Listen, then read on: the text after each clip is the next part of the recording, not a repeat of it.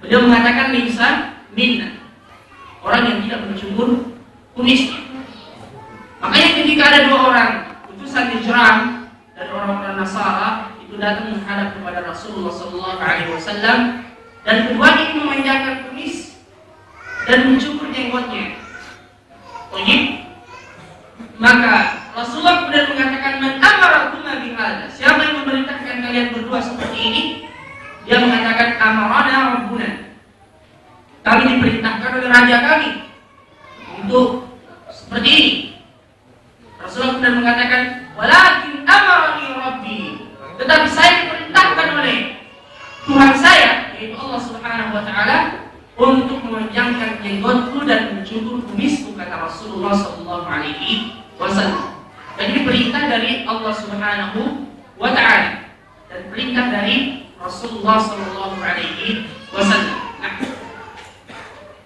kemudian selanjutnya yang berkaitan dengan hal itu, yang diharamkan dan tidak diperbolehkan di dalam agama kita, yaitu halqul liha wa 'adamu i'faiha, yaitu mencukur jenggot dan tidak memanjangkannya. Jadi dalam banyak riwayat Rasulullah SAW memerintahkan kita, aful liha, panjangkanlah jenggot kalian, wafil liha, arful liha, tinggalkan jenggot kalian, arjul liha, khaliful musyrikin, selisihilah orang-orang musyrik, khaliful majus, selisihilah orang-orang majus. Dalam riwayat marradi ba'an sunnati falaysa minni, barang siapa yang tidak senang dengan sunnahku bukan termasuk golonganku. Dalam riwayat yang lain beliau mengatakan millat abikum Ibrahim, ini agama bapak kalian Ibrahim. Dalam riwayat yang lain beliau mengatakan sunanul fitrah khams, ada 5 sunnah fitrah. Baik, di antaranya adalah memanjangkan jenggot tersebut. Baik.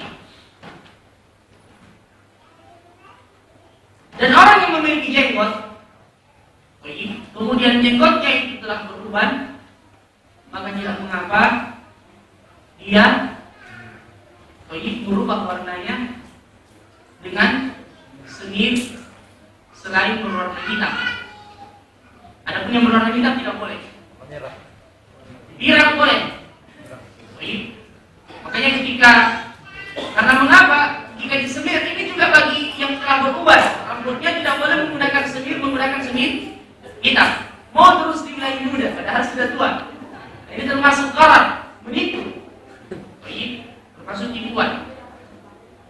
Jadi boleh diganti dengan Rasulullah mengatakan jadi musawar. Tetapi sebagian ulama mengatakan yang tidak dibolehkan di sini adalah semir hitam yang benar-benar hitam, yang tidak ada campurannya.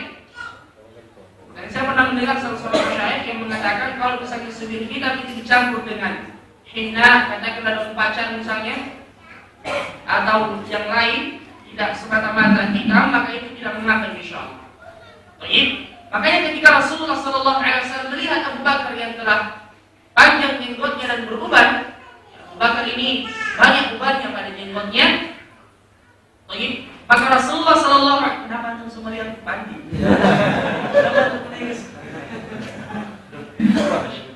Rasulullah mengatakan masyarakat syifatan bil Islam. Jadi apa ini? Asyibah bil Islam, yang uban dalam agama Islam. Ini insyaallah akan bercahaya nanti pada hari kiamat. Jadi Rasulullah melihat Abu Bakar Siddiq yang panjang jenggotnya itu terbanyak ubannya. Rasulullah menyuruh beliau untuk merubah jenggot tersebut dan beliau melarangnya untuk menggunakan yang berwarna hitam.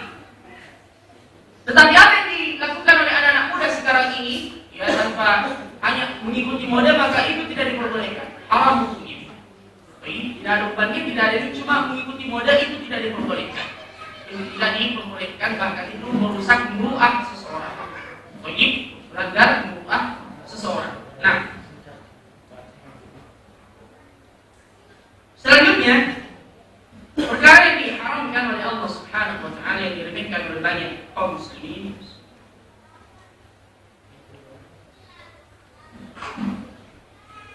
Al-isbal fi thiyab. Yang isbal. Apa yang dimaksud dengan isbal? Memanjangkan pakaian di bawah kedua mata kaki. Ini termasuk perkara yang diharamkan di dalam agama kita. Bahkan ada orang yang sampai pakaiannya itu menyeret atau menyeret tanah di tempat dia berjalan. Rasulullah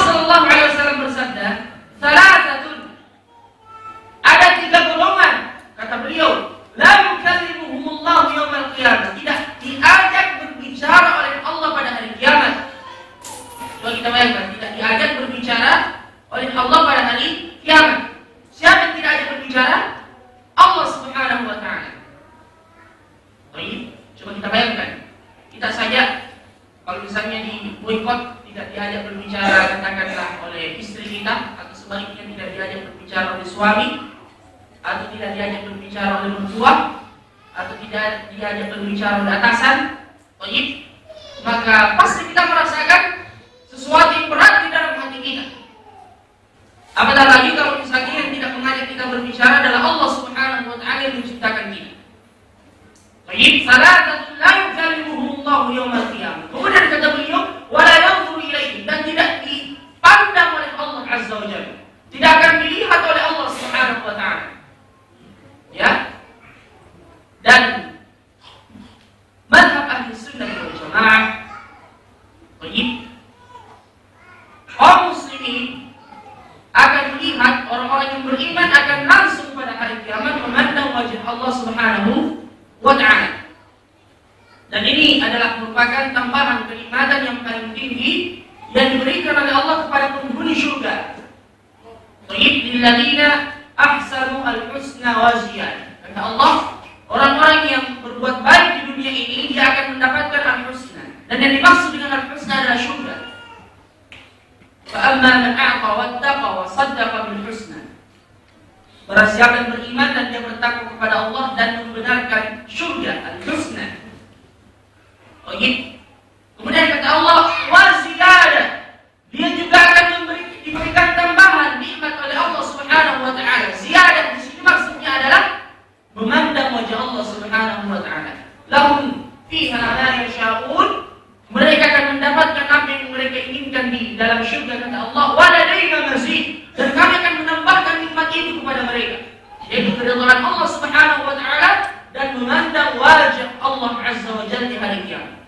Rasulullah mengatakan, innakum satarawna rabbakum kama tarawna al-qamara fi lailati al-badri. Kalian akan melihat langsung wajah Tuhan kalian di hari kiamat sebagaimana kalian memandang bulan purnama. Kata Rasulullah sallallahu alaihi wasallam, la tuwamuna syai'an. Dan tidak ada yang menghalangi pandangan kalian, kata Rasulullah sallallahu alaihi wasallam. Baik. Dan ini merupakan kenikmatan yang paling besar yang dirasakan oleh orang-orang yang beriman. Adapun orang-orang kafir, mereka juga akan memandang Allah Subhanahu wa ta'ala sebagaimana perkataan Imam Syafi'i rahimahullah ta'ala yang beristidlal dengan firman Allah Subhanahu wa ta'ala dalam surah Al-Mutaffifin. Baik. Kalla innahum 'an rabbihim yawma idzin lamahjubun. Sekali-sekali tidak, sesungguhnya orang-orang kafir itu akan terhalangi baik untuk memandang Tuhan mereka. Kata para ulama yang dimaksudkan di sini, mereka tetap memandang wajah Allah Subhanahu wa ta'ala, tetapi Allah membalas pandangan mereka dengan pandangan kemurkaan, dengan pandangan kemarahan. Baik. Dimarahi manusia saja, terkadang ada orang yang merasakan kegalauan di dalam hati. Apatah lagi jika yang memandang kita dengan Allah yakum dengan pandangan marah adalah Allah Subhanahu wa ta'ala. Baik. Jadi 3 golongan yang tidak akan dipandang oleh Allah Subhanahu wa ta'ala. Jadi bukan cuma tidak diajak berbicara, tetapi juga tidak dipandang oleh Allah Azza wa Jalla. Bukan cuma itu. Rasulullah mengatakan wala yuzakkihim, dan dosa-dosa mereka tidak akan dibersihkan oleh Allah Azza wa Jalla. Tidak akan disucikan oleh Allah Subhanahu wa ta'ala. Bukan cuma itu, walahum 'adzabun alim, dan mereka mendapatkan adab yang pedih. Kata Rasulullah sallallahu alaihi wasallam. Siapa 3 golongan tersebut? Kata Rasulullah, al-musbil, orang yang berpakaian dan pakaiannya itu isbal, musbil. Yang maksudnya di sini al-musbilu dalam riwayat yang lain dikatakan izarahu, yang memanjangkan sarungnya atau pakaiannya di bawah kedua mata kakinya, kata Rasulullah.